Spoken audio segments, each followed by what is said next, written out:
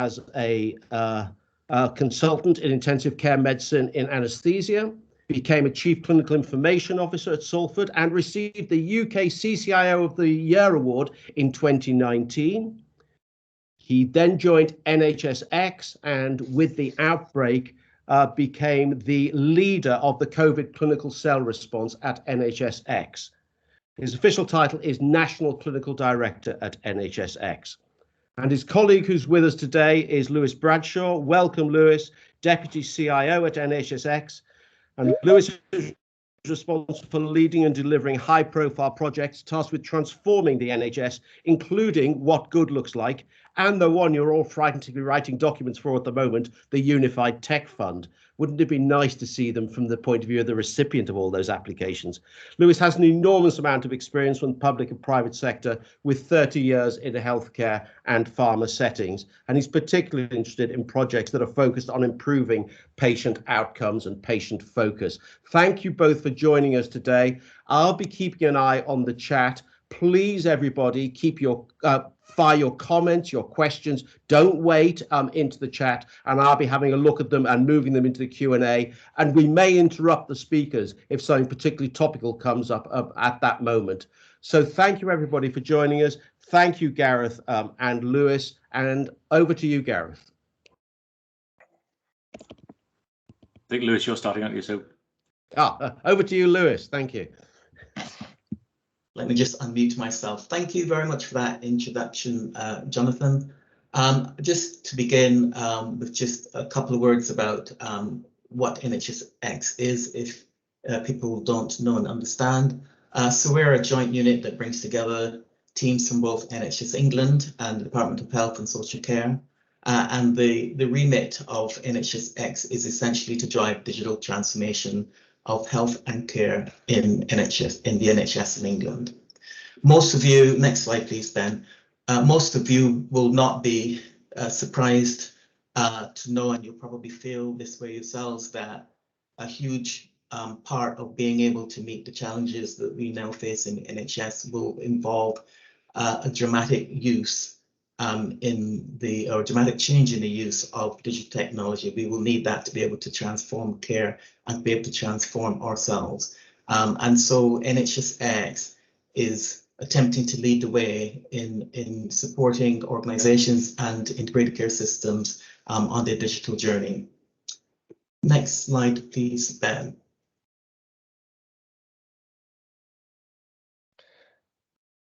Sorry, it seems to have frozen. So the NHSX digital strategy is framed around these three pillars that you can see here. There's digitize, connect, and transform. So the idea, very simply, is that organizations and care services will digitize their services, they will then connect them, and then they would use the resulting connectivity and increasing data to be able to transform the health of the population and also care for patients who are our responsibility. So digitize, connect, transform are the linchpins of the NHSX digital strategy. So one of the key elements, next slide please, Ben. One of the key elements is our flagship program, What Good Looks Like. And so I will introduce this and to begin with, and then Gareth will provide a little bit more detail about the content of the What Good Looks Like guidance. So if you can go to the next slide, please. So What Good Looks Like is essentially a program. Some of you will be aware that we've published our guidance on the 31st of August. It's on the NHS website, NHSX website, but it's only the first item in that program. The intention of the whole program is that we want to empower and support frontline leaders in the digital journey by, first of all, giving them our understanding of what good digital practice is, which is based on a practice already in different healthcare organizations. And we also want to be able to use that then to create a community for sharing best practice. So we've already published the guidance, and we will be working, or we've already started working on our support offer. There are several elements to support offer. Right now, we're working on our assessment framework. So some of you will know that there are already some assessment frameworks already in the marketplace, like HIMSS, for example, that measure digital maturity, but there's nothing that covers the whole of the 7 domains and dimensions of what good looks like. And so we're building on established frameworks to build out from there to create an assessment framework that will underpin all 7 dimensions of what good looks like, and it will help us to understand where organizations and ICSs are in terms of their digital maturity. So once we know that, we will then be able to tailor our support to those organizations on their digital journey, and aspects of that support will include a frontline support team, which will include qualified and experienced resources that we can deploy to support organizations that are looking to, for example, build a digital strategy, build a digital investment plan, or maybe even deliver aspects of that digital plan. We're also started work on building a knowledge base, which the intention is to bring together examples of good practice that exist all over the healthcare system into a single place to make it more easily accessible for organizations and people on the digital journey. So essentially there'll be a one-stop shop for templates, for blueprints, best practice guides, etc. And that knowledge hub will have both a self-service and a push solution. And we'll also be building peer support and networks and communities. So I want to hand over to Gareth now, who will take you through some of the detail of what is contained in the guidance that was published at the end of August. Great, thanks, Lewis. And just to say, so this is, absolutely essential work within NHSX and a key part of our strategy and our route to engage with the front line. And to be clear, this is, been led by Lewis and his team. I'm here really as the clinical translator, if you like, in terms of the CCIO role, but this has been say led and scoped by Lewis and his team. So what I'll do is I'll take you through the 7 key success measures and just try to describe what it is that we are looking for within these success measures. The way we've described it in the slide deck refers to an ICS, but clearly it could actually refer to any type of organisation. Again, I know I've had conversations with other colleagues across the 4 nations, so whilst this specifically relates to England, clearly the framework and the concepts can be applied to any scenario. So what we'll do, we'll look through the domains, and then Lewis will pick up and then explain around the next steps around the assessment framework and the timeline for these 7 domains. So we'll go to the next slide, Ben, if you can, please. So the first one, we just need to go to present mode, actually, Ben, because I think we've slipped into that's it. Back into slides. That's great. Thank you. So the first domain is around leadership. So essentially, we're looking here to see that digital is not seen as an add-on, but is absolutely embedded within an organizational strategy, and that all leaders within the organization can see the value of digital, and that digital is built into those leadership and governance arrangements. So it's not just having the either a CIO or a CCIO on the board, it's actually having the entire exec team and leadership team understanding the power and potential of digital within an organization.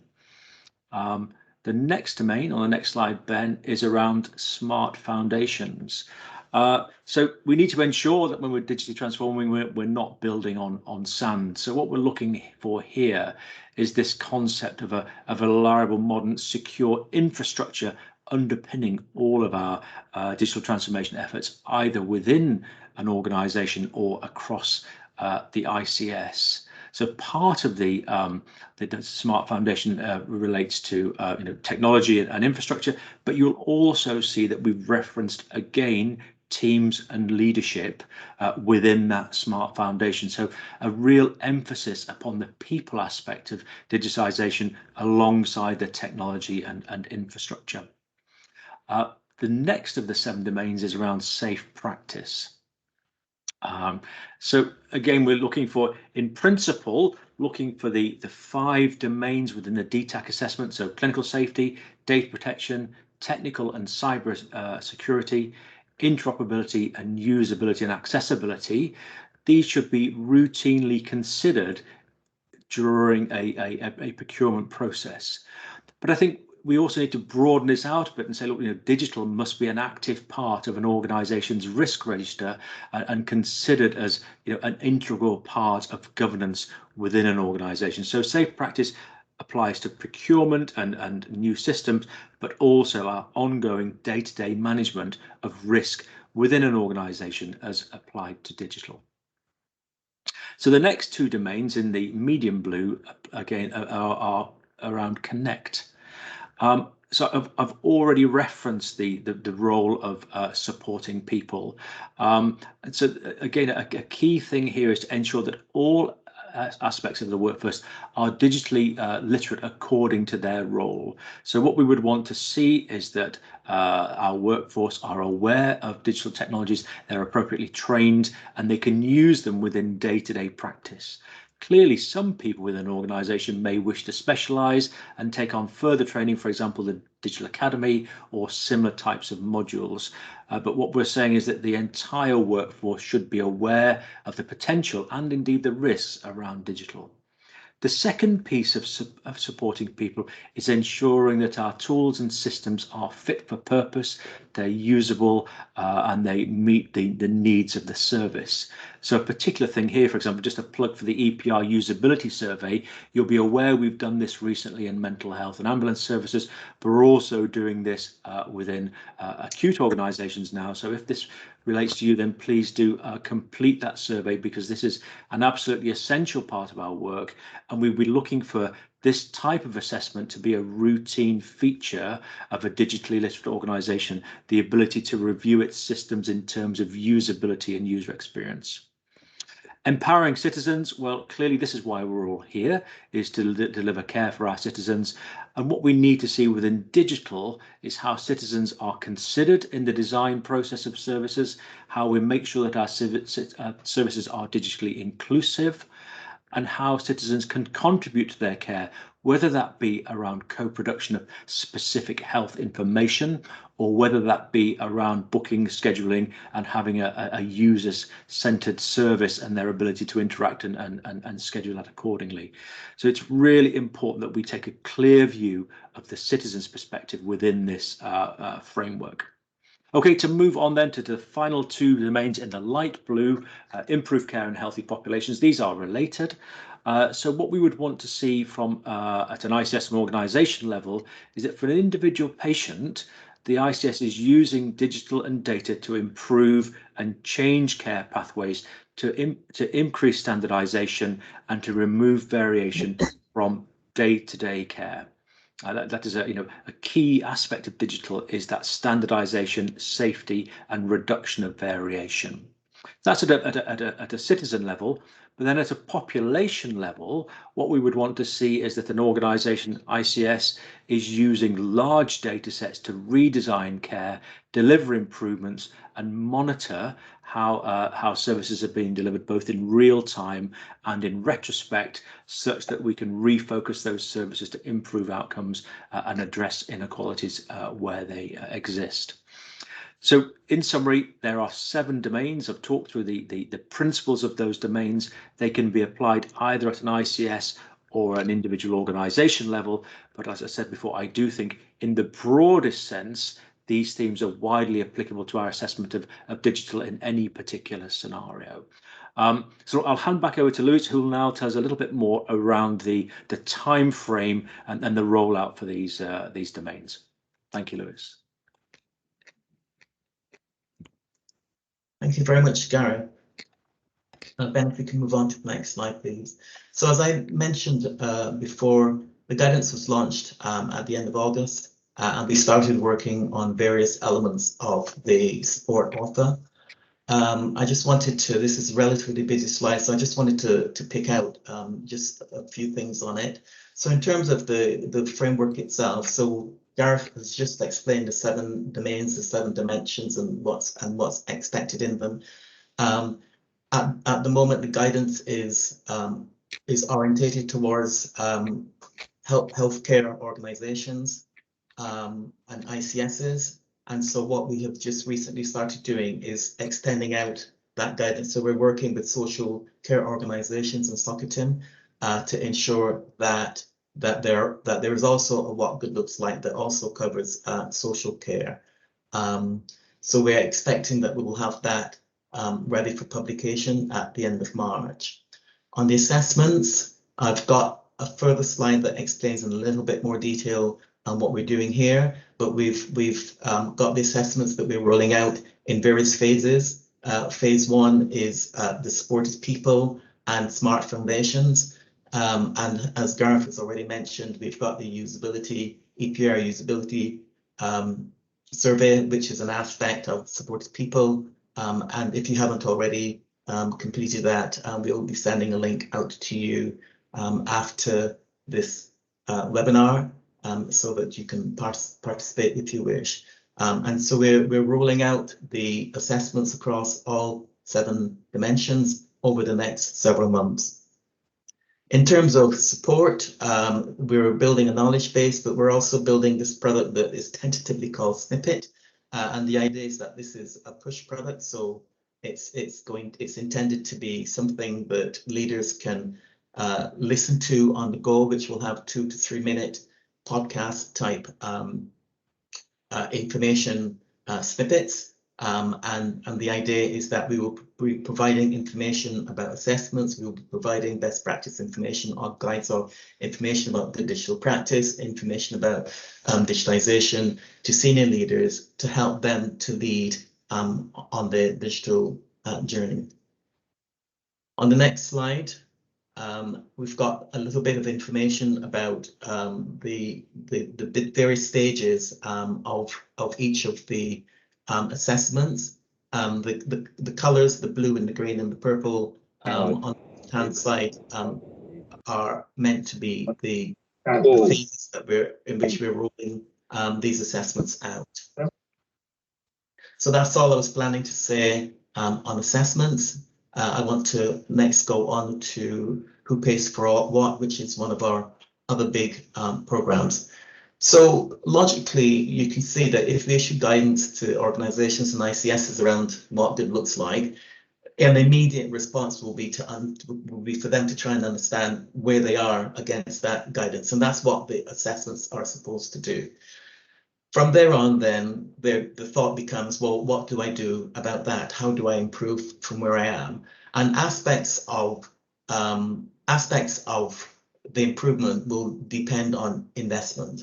And so the Who Pays for What is intended to deal with aspects of investment. So we've gone up to the front line and we've got feedback from them that says that they find it difficult to understand what funding is available, when it's available, and how to apply for it. They've talked about the lack of information to help them to understand where to invest. They struggle to create business cases, and they struggle to understand digital policy. And so a lot of the Who Pays for What, which it's both a program and in the beginning, it's effectively trying to get feedback on a set of proposals. What that's saying to us is that we need to do something to address the issues that have been surfaced. And what's proposed in the Who Pays What proposals are that we consolidate national funds and we gradually over time move the funding from national to ICSs, and we give them responsibility for the levelling up agenda that's based on the what good looks like assessment. So the whole thing is logical, and we also help them to understand where they need to make investments. We help them to write their business cases.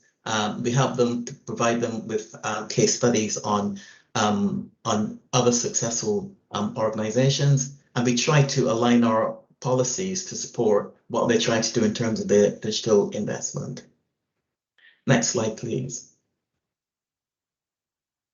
So what this largely looks like from in a couple of years is that what's available for funding nationally decreases to things that have to be done on a national basis. And ICSs become responsible for developing the APIs, for moving the applications out to cloud services. They're responsible for IT program management, their training and everything. And the funding will increasingly go from national to ICSs and regional. Next slide, please. So what that means is it will shift NHS's role to be one of supporting investment, but it will also enable ICSs to know what money they will have available. The intention is to have that information available before the start of each financial year, and to be able to simplify how we fund organizations, and actually providing easier access to those funds, which is the Unified Tech Fund, which I will come on to in a minute. So we'll improve timeliness, usefulness, etc. And we will also be providing case studies and tools to help model and to track. And we will also be developing policies that will encourage digital investment. Next slide, please. So getting to the future state is a journey. And there will be an interim state. So in between the money going from national to ICSs, there will be what we're calling the interim state, which is the Unified Tech Fund. And the next slide starts to explain in a bit more detail what this means. So also on the 31st of August, we launched our Unified Tech Fund prospectus. At the time, it contained 7 nationally available funds and was worth about 530 million. Since then, we relaunched it in the middle of October. It's now 10 funds and it's about 850 million pounds. And also on the NHSX website, alongside the prospectus, is an application form. So it's a single application form. It's a single process that allows access to all of the funds that's in the Unified Tech Fund. The prospectus itself details who's allowed to apply to that fund, what the eligibility criteria are, and if there are any minimum or maximum thresholds. So funding is now available to access via the NHS website. Next slide, please. So this is just a little bit more information. I'm not quite sure how readable this slide is, but we've currently closed 3 of the funds. The PODAC Fund, Frontline Digitalisation, and Elective Recovery are now closed. Over the next period, we will be looking at closing the Digitising Social Care Funds, an aspect of cybersecurity and digital maturity, which closes, I think, on the 15th of November. But all of the other funds that you can see there in the other boxes, they're all still open. So as I said before, further, much more detailed information is available on the NHSX website in the prospectus about these funds and who can apply, and the application form is also located there. Next slide, please. Next slide, please. Thank you. So this is how to provide feedback. This is how to get in touch with us. And I will now hand back to Jonathan, who will direct us through the questions.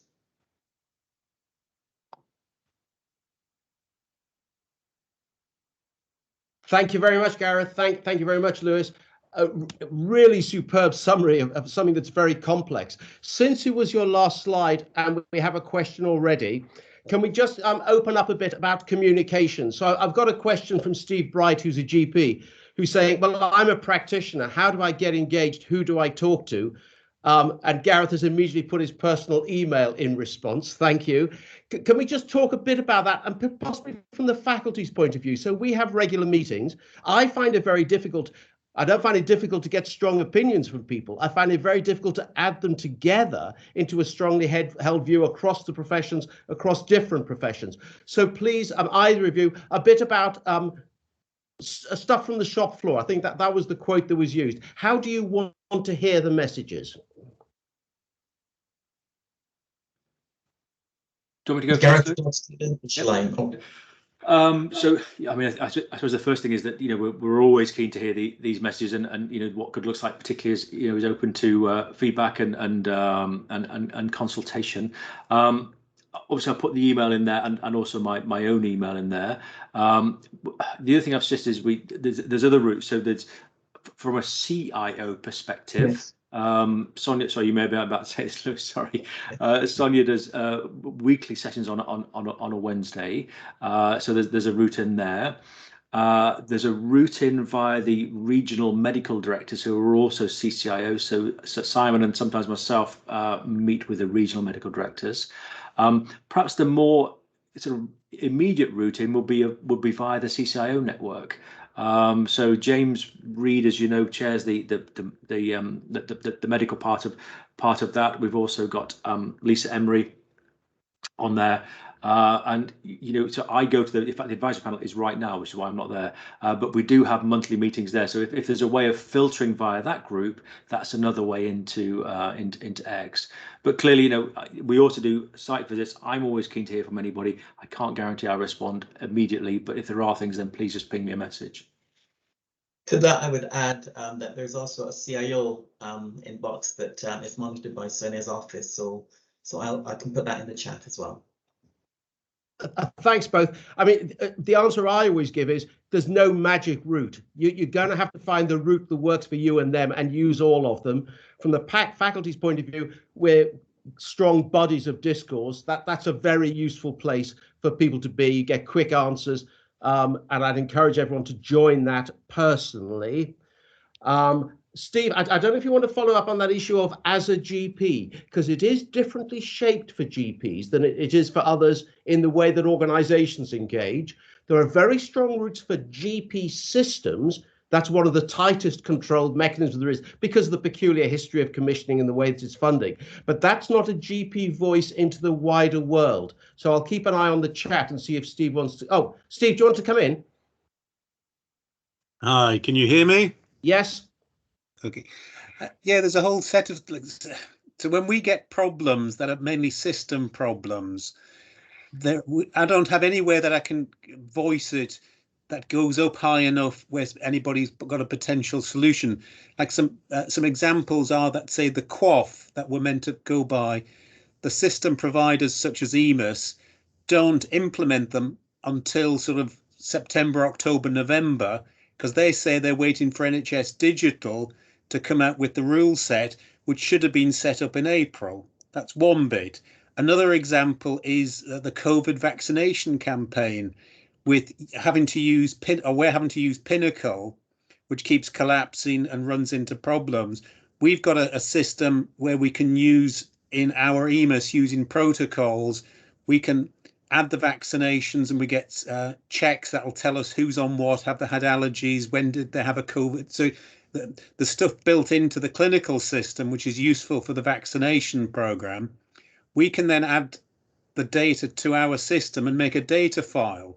But there's no way of simply uploading that data file from our data into Pinnacle to get to the national immunisation thing. What I've actually ended up writing is an auto hotkey sort of chug along steam train, which sort of does that for us. But I don't seem to have any mechanism to go to somebody and say, why is it September when QOF information is getting clinical? Yep. Okay, right. I hear several different messages from the heart there, Steve. Thank you. There's a category that are just going to have to go to the joint GP computing group. Yeah, that RCGP, BMA, that history of doing things. And we know that that's changed a bit over the years, and there are some efforts to bring that back together. But that's that route. I'm really interested in a GP affecting the wider system, which that group can't do. And I wonder if I could take that on to integrated care systems, for which Lewis gave us an answer about where this goes. But I'd like to ask Gareth and Lewis, at what point did these become unified local healthcare providers, as opposed to a new collaboration structure of separated providers? Because we all know that on those issues of staff burden and safety, it's the edges between providers, where we seem to run into problems time and time again. And if you look at complaints from patients, they're very often related to it didn't seem joined up enough. So the question is, where do ICSs come in? We know where they come in statutorily, we know where the funding is. Are they going to be collaborations or are they going to be unified providers, please?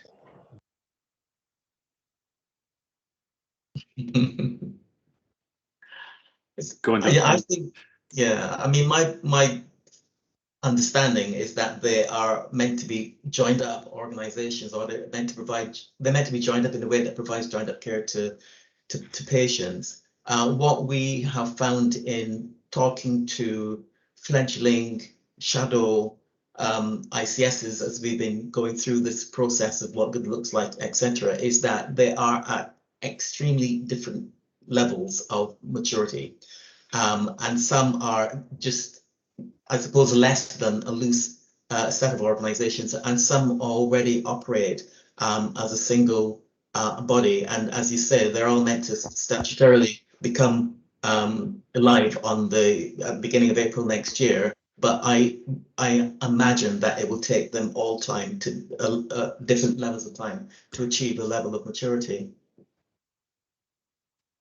Yeah, that sounds right to me. You know, it's going to be fragmented, so we learn to work through that. I mean, any comments on CCIOs appearing at ICS level, please, Gareth? Well, yeah, I suppose yes, yes, they should. Is the answer? I'm not aware of.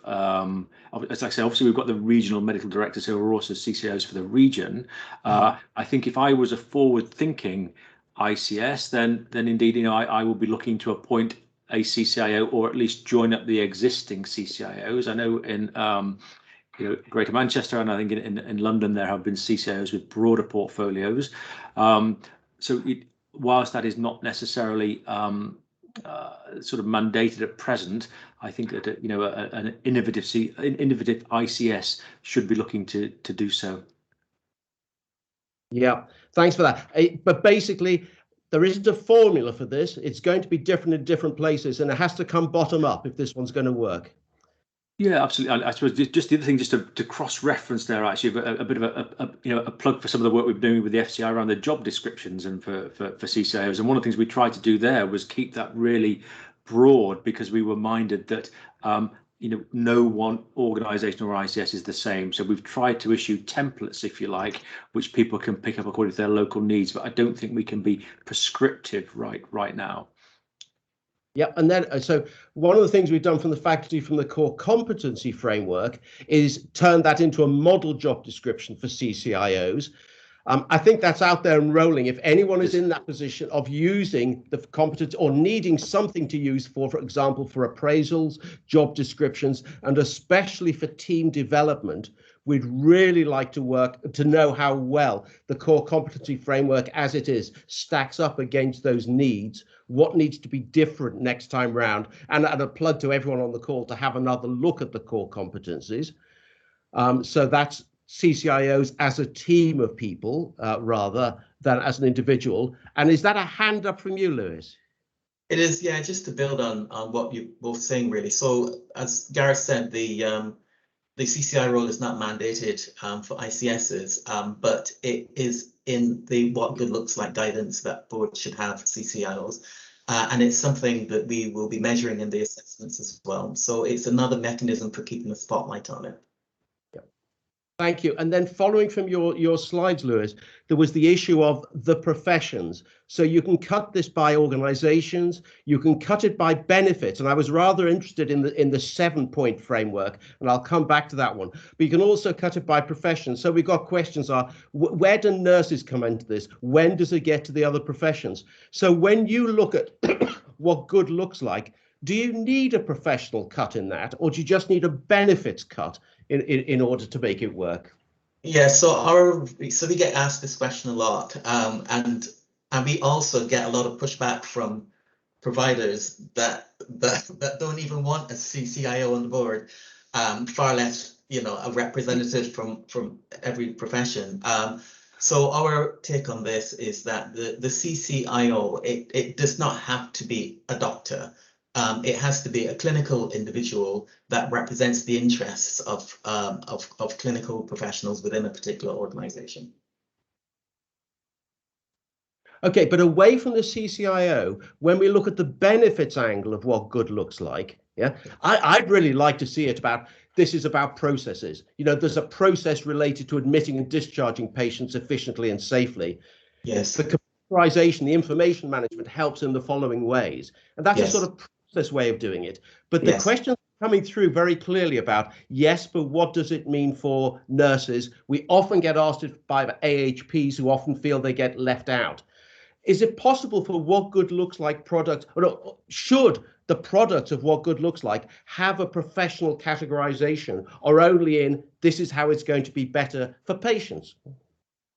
I don't know, actually. I'm going to be honest. I've not been asked that question before. I've been asked questions like, should there be a what good looks like for various care settings like mental health or community or whatever, but no one's ever actually suggested that we look at it from the perspective of professions. Yeah. I think that I can't give an answer now, but it's something that I would like to have a conversation with people who might have a view about. Thanks. I've got a hand up from Gareth on this. Yeah. And if anyone wants to add something in the chat on the professional angle, please do it now. Gareth, please. Yeah, so I think there's a couple of things, isn't it? I mean, the first bit is to be absolutely clear that the CCIO is a clinical professional of any discipline, and how that team is constructed is really up to local needs and I think local availability of talent, actually. So we need to be careful that we're not too prescriptive around that. I think the second piece, if you think about the domain around supporting people, then what I would be saying there is, you know, if we are assessing an organisation and its ability to meet the needs of its staff and their needs, then that should be cut, you know, according to all directions, shouldn't it? So how is it for the ED nurse? What's it like for the AHP in clinic? What's it like for the medic on the EAU? So I would think that would be broad, and we'd need to make sure that all sort of interactions between professionals and technology was captured there. I'm mindful, of course, that I think probably you know, this is a sentiment rather than evidence-based, but you know, nursing staff and their interactions with daily technology is probably far outweighs the number of interactions between other professionals and technology. Yeah.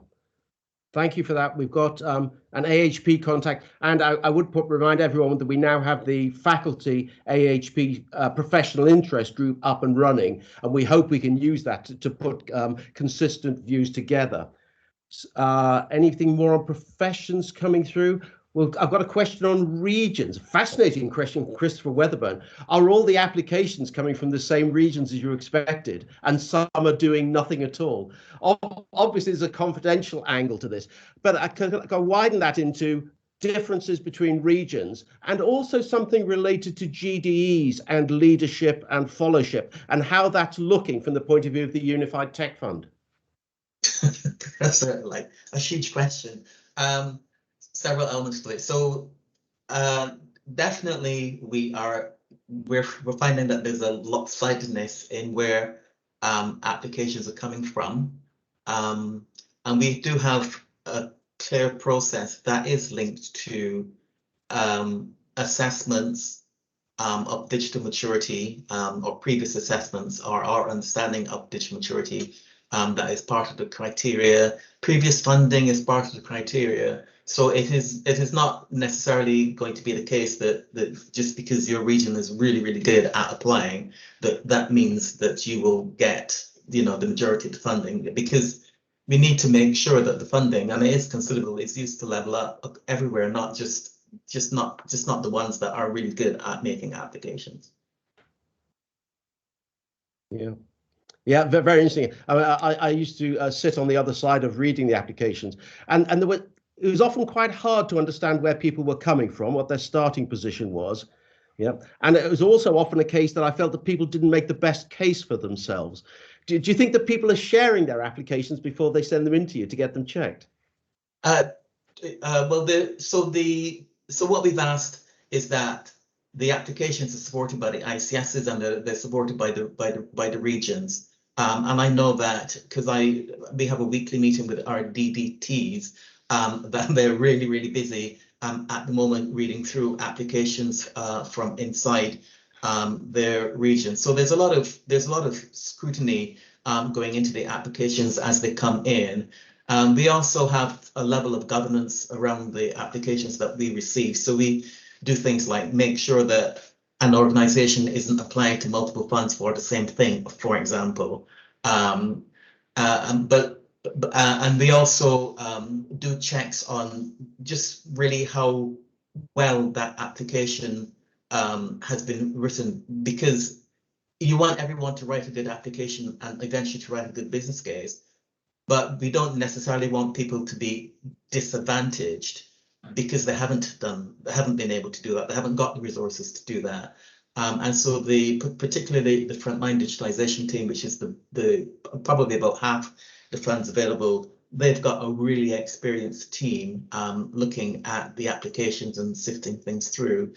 We had upwards of 500 applications, so it's a lot of work. It's a lot of, and the fund has been oversubscribed, like, you know, quite a bit.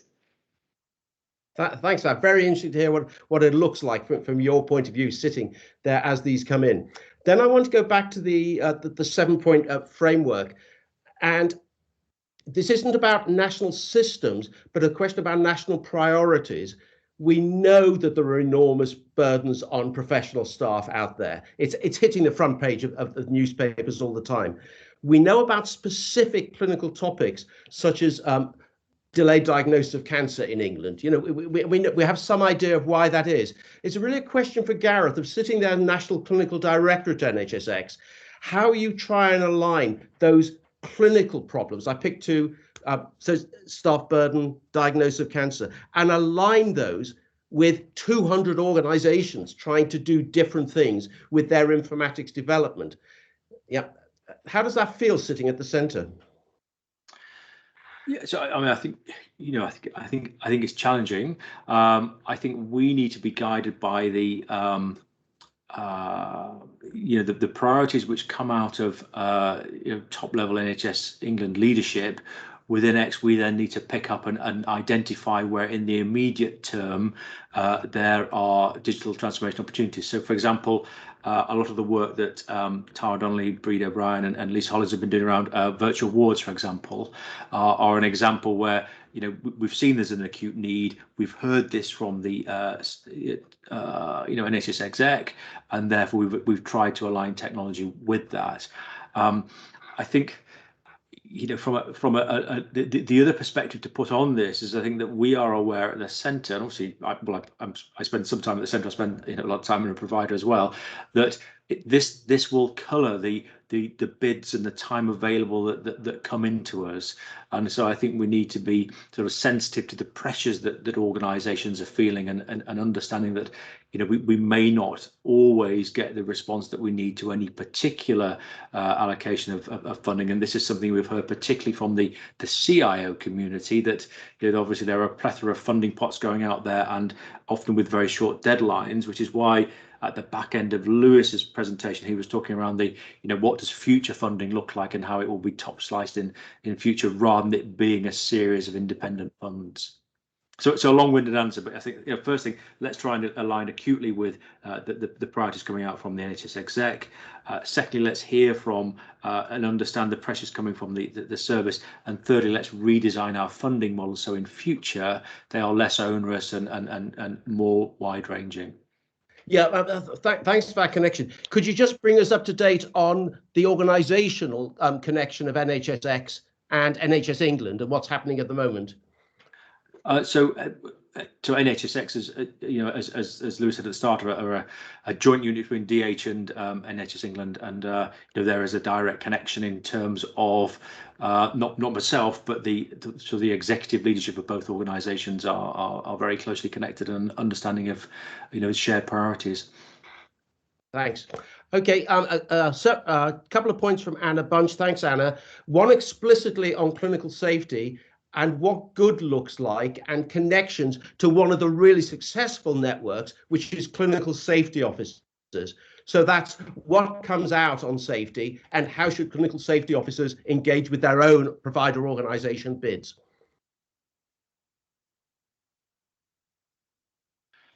Sorry, Jonathan, I'm just reading the question, actually. Yeah. So we've got an existing network of clinical safety officers. That is a recognised role, although again, it's not statutory, but it is out there. What's the smart ways for people in those roles to engage with UTF bids? With UTF or with what? I mean, Lewis, you're closer to this than me, but So I would have thought. Go on. So the guidance itself recommends clinical safety officers that in one of the dimensions. I don't know how it would fit in with UTF, but the question seems to be more around what good looks like. So we do mention clinical safety officers within the guidance. Thanks. And Anna, do you want to come back on that one?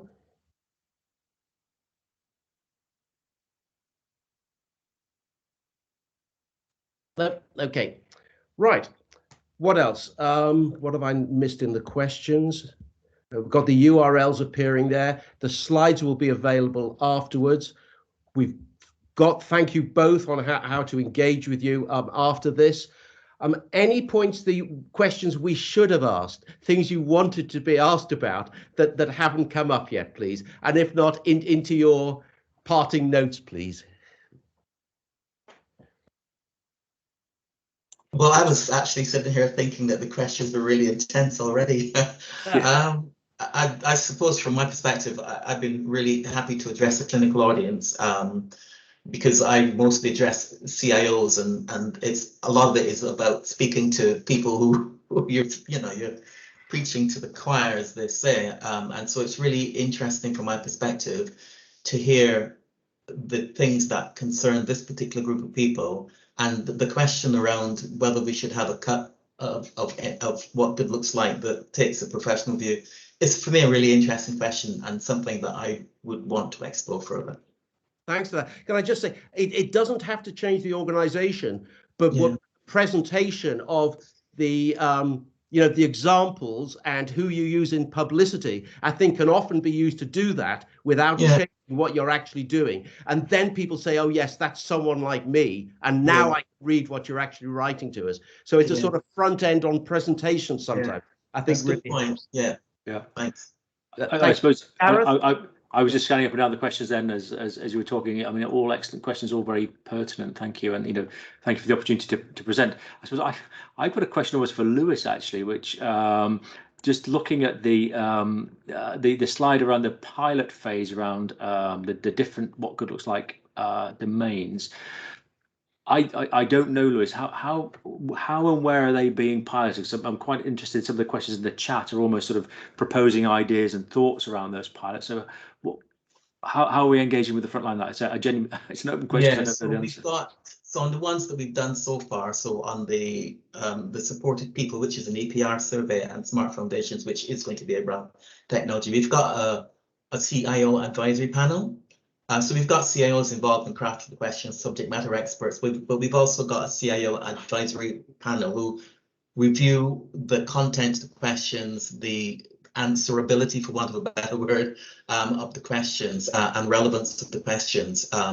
And when we start to do other aspects of what good looks like, other dimensions and other domains, we will have to build subject matter experts, groups of subject matter experts, advisory panels, to do exactly the same job. It's to vet the questions and to make sure that they're relevant for the various groups of people, because some of the surveys will be answered by CIOs, but others will not be. Yes, and that's helpful. Thank you. And we can discuss later, can't we? But I think that maybe the concept of, in some of those areas, bringing in a clinical perspective as well in terms of that assessment framework will be great. Absolutely. Yeah. Thank you. I've got one more on interoperability that I will answer in the chat afterwards. Yeah, because we've been asked to help with that. Thank you to everybody who asked questions. We've got routes of communication, so please keep the questions going wherever is comfortable for you. Most comfortable for me is discourse. That's where I find it easiest to work. Other people like working in NHS Futures. Other people will have local contact. You've been recommended to talk to regional directors as well. And thank you for those explanations about where the ICSs fit in. And of course, that's a new one, so we have to work hard locally to make those contacts. They don't come for free. I'd like to thank you both, Lewis and Gareth, for turning up, stimulating this, being so open, and I wish you well in the next phases of the work. Thank you very much. Thank you, John. Thanks everyone for attending. Thanks for listening. Really helpful. Thank you all. Thank you. Take care. Bye.